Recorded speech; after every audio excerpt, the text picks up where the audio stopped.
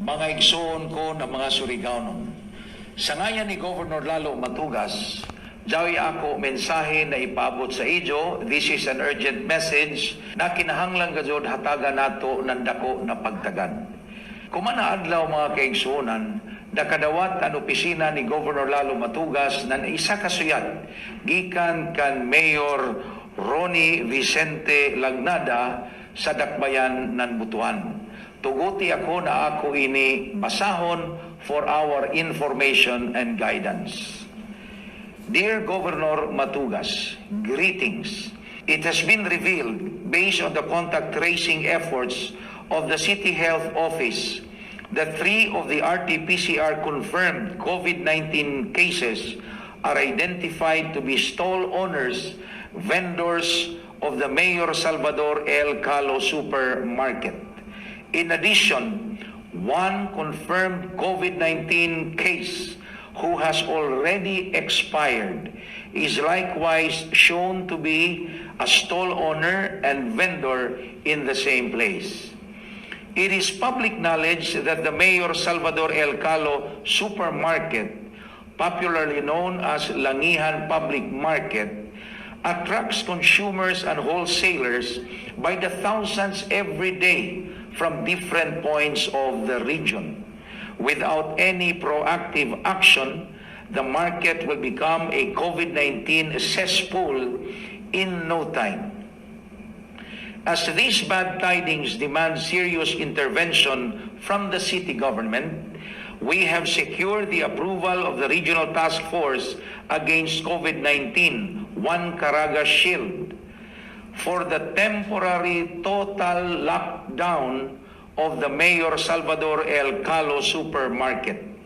This hiatus in the operations of the supermarket would allow the city government, through the incident management team, to conduct intensive contact tracing and disinfection of the public market.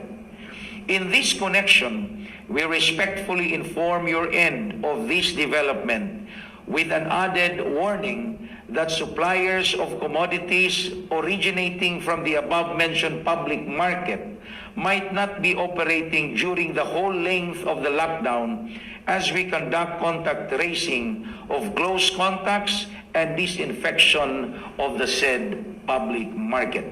In this connection, we will be keeping you posted of any updates should the developments in the public market eventually allow for the resumption of commercial activity therein. So amo dyan to mga kaigsunan ng suyat ni Mayor Lagnada ngadto kan Governor Lalo Matugas. Ang pinakaimportante na mensahe sa inyo suyat, nagpaybayon mayor na tuyo ka mga stall owners and vendors sa Langihan Public Market positive na COVID-19 contaminated base sa RT-PCR result. In fact, isa ka stall owner and vendor na patay na gani gikan gihapon sa Langihan Public Market identified to be COVID-19 patient. Amoy ni kadelikado ang sitwasyon sa jaon public market na jaon sa Dakbayan ng Butuan.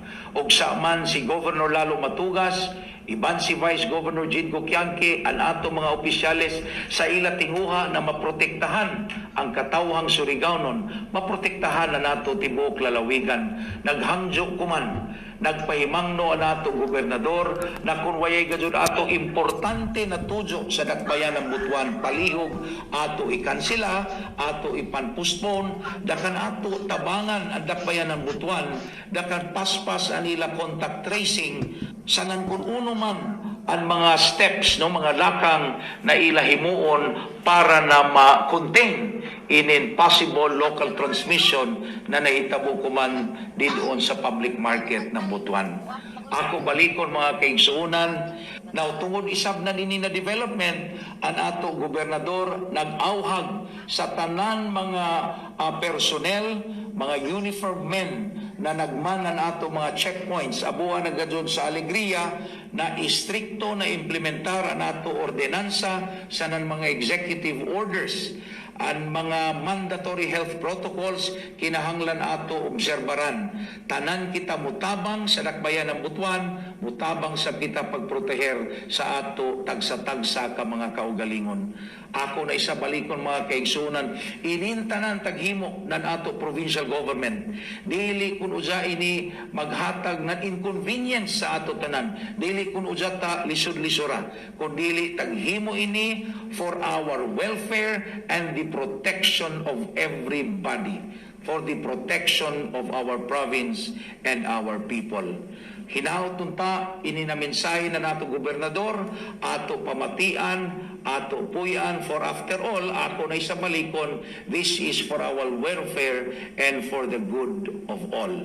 Isip ako ang tagtahasan na ini na mensahe na ipabot sa idyo, being the provincial spokesperson of the province of Surigao del Norte, ako lamang kamo pahinumduman mga kaigsuonan. Rest in the house is better than rest in peace. And 6 feet away from each other because of social distancing is better than 6 feet below the ground. Keep safe, everyone.